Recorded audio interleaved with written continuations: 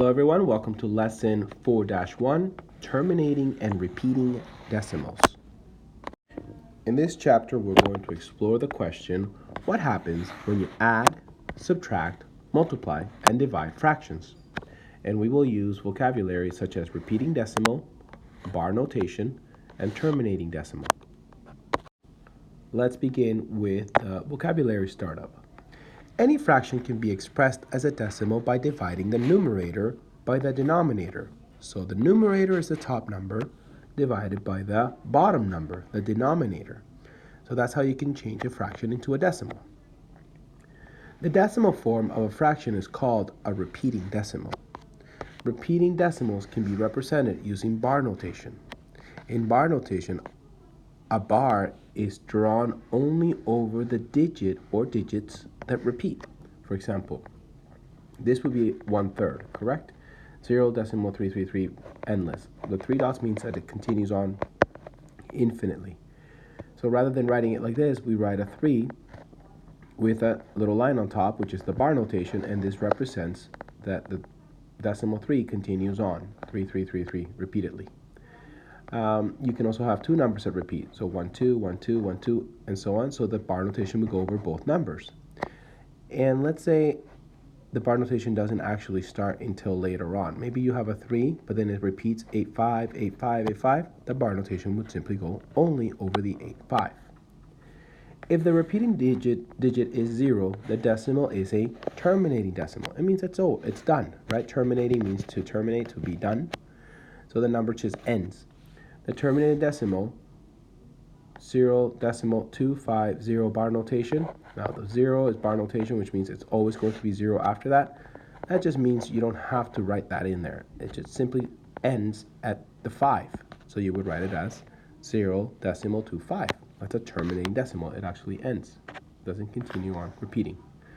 So let's match these. Here we have 0.11111. And the 3 dots means it continues on. How would we write this using a bar notation? Just like this. 0.1 bar notation right there. Okay? And then we have 0.6, and it's the 1 that continues on repeating. So it should only be a bar notation over the 1. And there it is. And this one, it's 616161 continues to repeat. So that's how we would represent it right there. Let's look at a real world example. Jamie had 2 hits on her first 9 times at bat. So she went up to bat 9 times and she got 2 hits. So that would be 2 out of 9. And we write it like this, 2 out of 9, right? 2 for 9.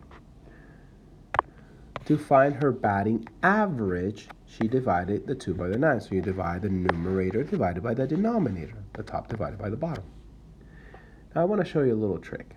Anytime you have a number over 9, it's going to be that number, okay, the number that you have over 9, in the 10th place, bar notation.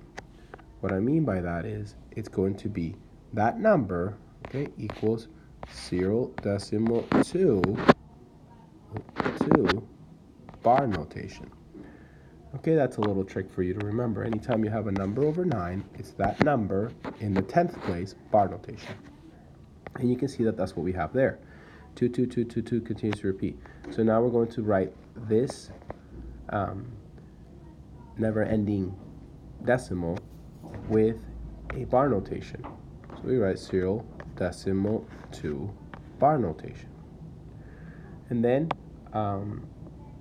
it says here round. We need to round this to the nearest thousandth, tenth, hundredth, thousandth. So the third digit in is a thousandth. So we would just write it. We have to look at the next number. If this number is 5 or higher, that means the number in the thousands place has to go up by 1 value, by 1 unit. So we go up to 3. But that's not the case. The number here is 2, so it's less than 5. So we simply just, when we're rounding, we just terminate it. We just get rid of it because it's not enough to make us round up. So that would be the number. We just simply get rid of it because it's not 5 or higher. If it were, this would be a 3. Now let's take a look at one of our key concepts, write fractions as decimals. Okay, so now remember that a fraction can be converted into a decimal simply by dividing the numerator by the denominator, the top number by the bottom number. Our decimal system is based on powers of 10, such as 10, 100, and 1,000. If the denominator of a fraction is a power of 10, you can use place value to write the fraction as a decimal. So this would be in the 10th place, 100th, and 1,000ths. Complete the table below. Write fractions in simplest forms. So here we have 7 over 10. So 7/10. You would simply write it in the 10th place. Place value dictates that first you have the units, then you have your decimal, and then into the decimal place you have the 10th, 100th, 1,000ths, right? So if you only have one number over 10, that would go right there, 10th. You see, if you have two digits, it would be over 100, so it would go here. Okay, so let's try 1900th. Let's write that number the way it sounds, 1900th. Okay, 1900th would be 19 in the 100th place, decimal place. 105 thousandths. 105 thousandths. Right? You can see right there. How would we write that? Well, the 105 needs to go in the 1,000th decimal place. 105, there's my 10th. 100 thousandths. 105 thousandths. And here's an example of what we just did. You have 74 over 100, or 74/100th, and written in the decimal place, it's 74 in the 100th place value. 74/100th. You see? They translate directly. Okay? And then example 2 and 3, we're not being given a number that is over 10, over 100, over 1,000. So we have to convert the denominator into one of those, and while keeping the numerator a whole number, right? Because if I went down to 10, I would have to cut this number in half, which means I would have to cut the 7 in half, and it would be 3.5. It's no longer a whole number, so that's not what we want to do. What we want to do is we want to bring it up. So we can take the 20 and make it into 100, and we know that we have to multiply that by 5 to make it 100. And whatever you do to the bottom, you must do to the top. So you multiply the 7 times 5, just the way you did down here to make the 20 100, and you get 35. Now you have 35/100th. So it's 35 in the 100th place value. Okay? Let's look at example 3. For example 3, you have two numbers. You have a mixed number. You have 5 wholes and 3/4. Now 5 wholes looks like this. When it's out of 4, because they're telling us that a whole is always going to be out of 4, well, I have 5 wholes here. I have 1, 2, 3, 4, 5. That's what it would look like if I wrote it all in fraction, expanded form, right? And those would all be added to give me my 5 wholes, right? And then the next one is plus 3/4, right there. That's essentially what we do have, okay? Now, if I have 5 wholes, one whole is 100%, 200%, 300%, 400%, 500%. I have 500% here because I have 5. One whole is 100%, one whole thing, but I have 5 of them. So I'm going to write these 5 wholes in my units. Because it's they're whole numbers. But then I'm left with 3/4. So I can separate the 3/4 from this, knowing that I already have the 5, as they've done here, and then convert this to a decimal. Now they're not showing you how to do it, so I'll show you how to do it by zooming in. And remember what we said, we have to convert this into a unit of either 10, 100, or 1,000. I can convert the 4 into 100 by multiplying it by 25. You see? 4 times 25 is 100.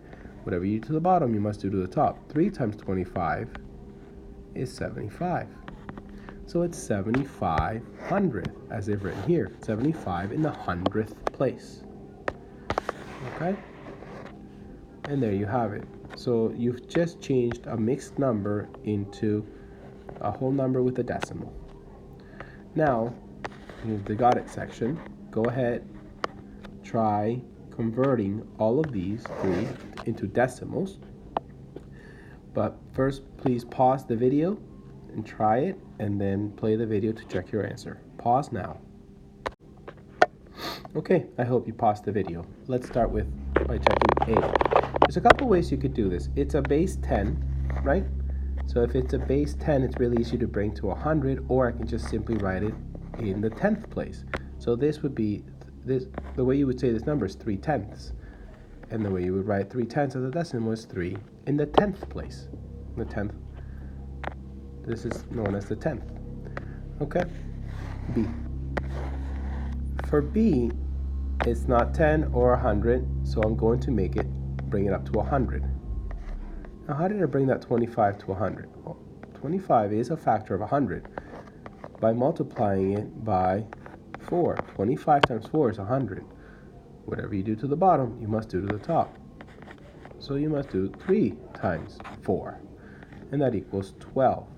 So that is 1200, or 12 written in the 100th place value. 1200th. Okay? And then finally C. It's a negative, so we must keep our negative. And I realize that it's -6 and it's a half. Now, a lot of you already know that a half is 0.5, okay, decimal 5.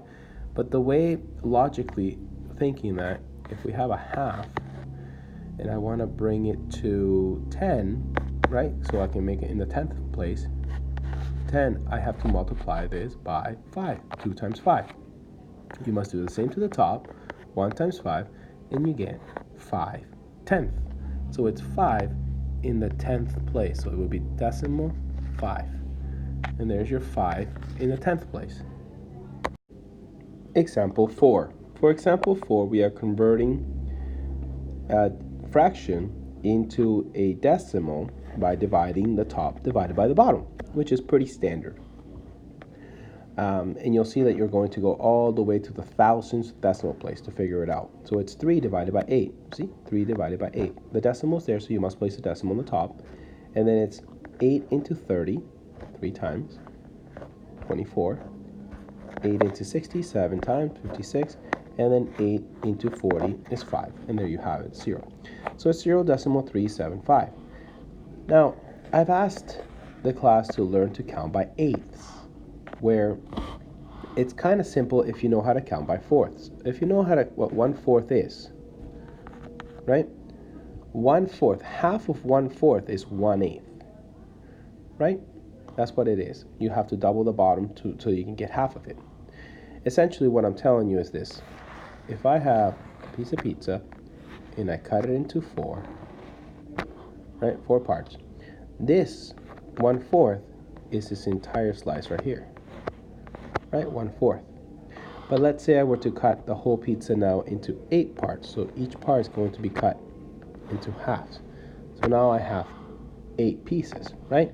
I have 1, 2, 3, 4, 5, 6, 7, 8. I have 8 pizzas. What did I do to my 1/4? Well, I cut my 1/4 in half. So now all I have is just 1 part of 8 parts. So half of a quarter is considered 1/8. You see that? That's 1/8. So essentially what I did is I just doubled the denominator and I kept the top at 1 unit, and it makes it half of it. So that means that each quarter has 1/8. It has 2/8. So it would look like this.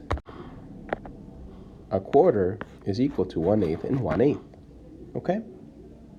So that means that then another quarter would also be another 1/8 and a 1/8. You see that? So essentially, on this side I'm going to have 4 parts, while on this side I have 8 parts. 1/4, as you can hear it, it's like 1/4 of a dollar.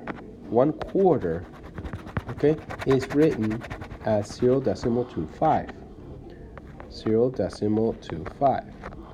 We had an earlier example where we converted 1/4 to 100 by multiplying it by 25, right? And you have to do the same thing to the top. Multiply by 25, and you get 2500th. And there it is, 2500. Okay? So 1/4 is 25.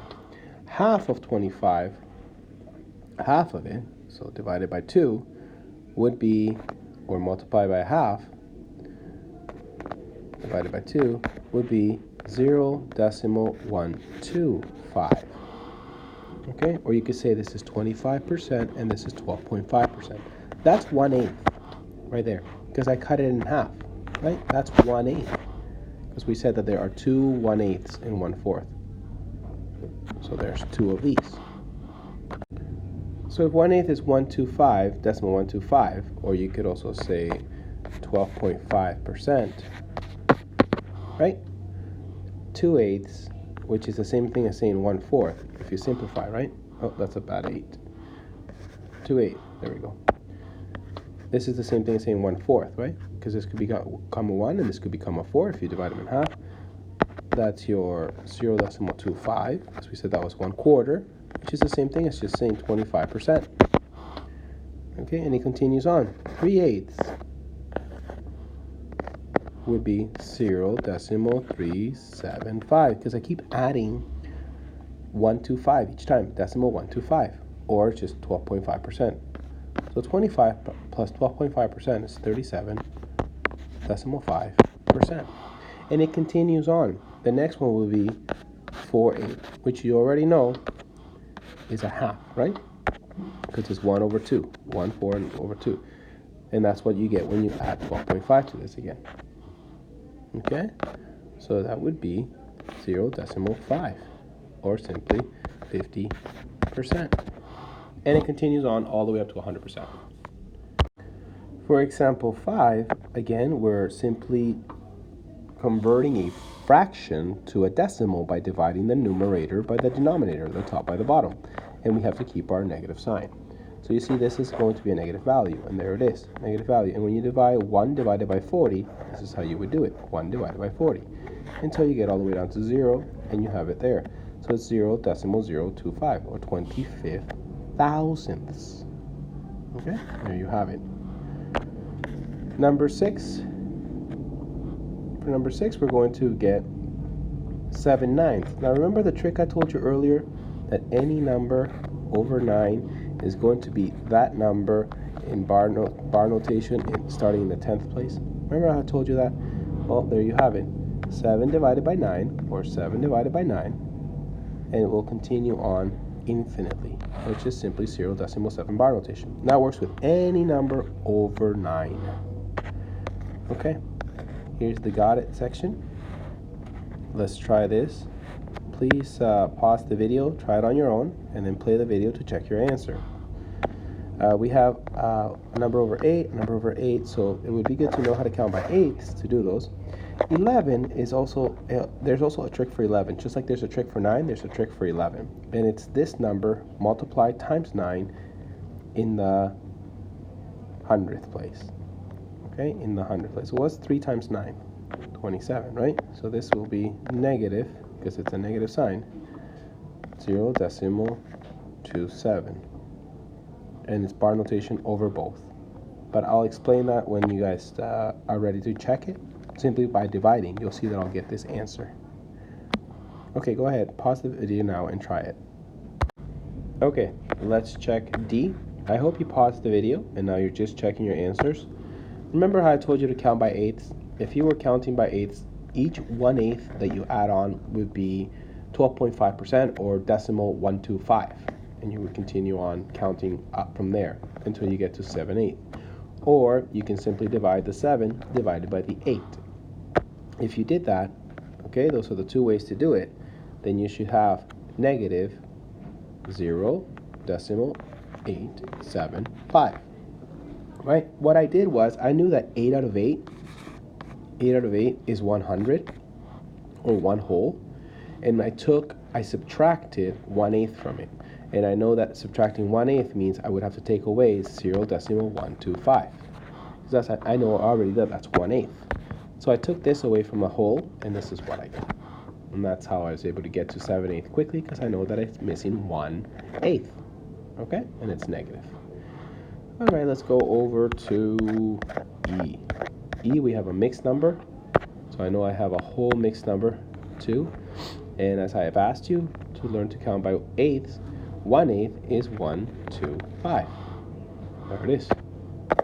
Okay, or simply again divide, hold the 2 to the side for a minute while you divide 1 divided by 8.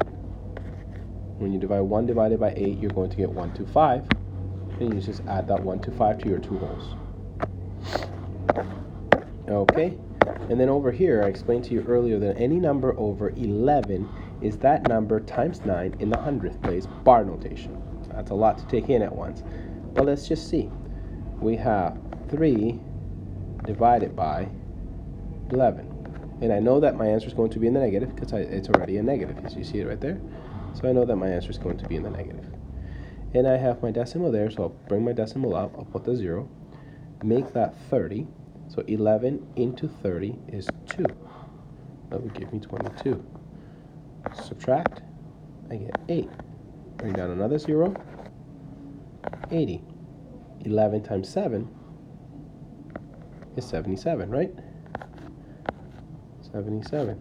Subtract, I get 3. So I bring down another 0, and I'm at 30 again. I started off at 30. Remember that? Right there. I started off at 30. So that means my next number also has to be 11 times 2. So it's going to continue repeating as 2, 7, 2, 7, infinitely. So what do? I just put a bar notation over the 2 and the 7, and I have my answer right there. Okay? So remember the trick. It's if it's over 11, it's the numerator times 9 in the hundredth place. Okay, so it would be times 0.9 or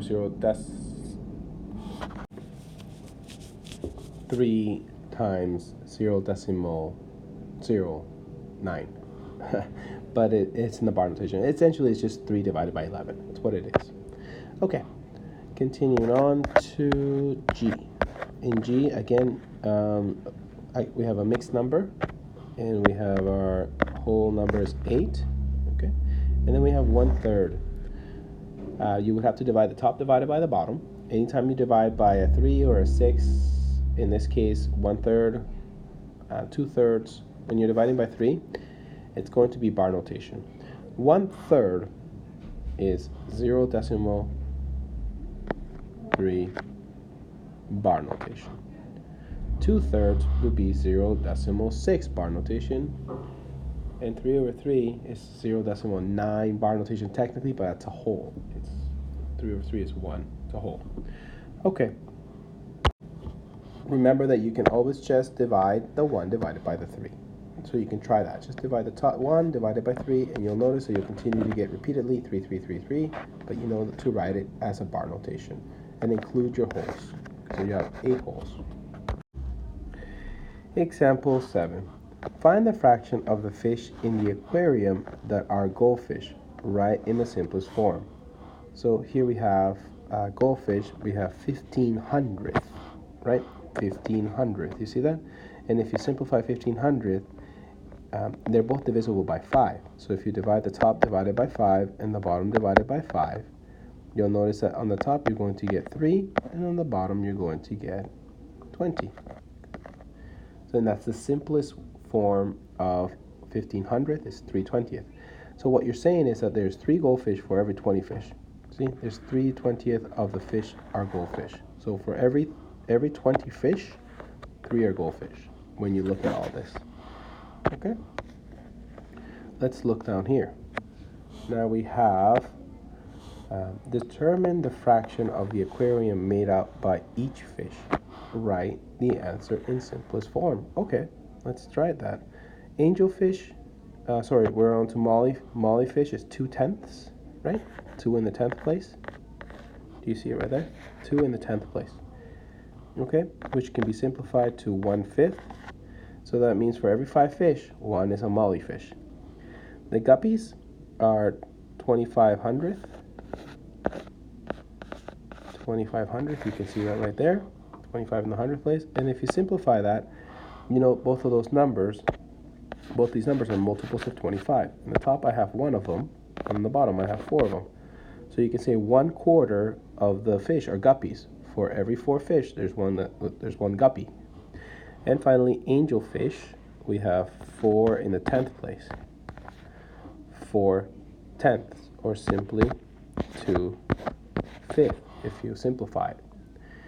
And we're saying that there are 2 angelfish for every 5 fish. Okay. I hope that served as a good practice and that you're feeling confident for the next class. Here is the guided practice that we will do in class. Please take a look at it. Make sure you feel comfortable with the content. If you do not know how to do these questions, please go back to the video and go to the examples 1 to 6 or example 7. See you in class, everyone.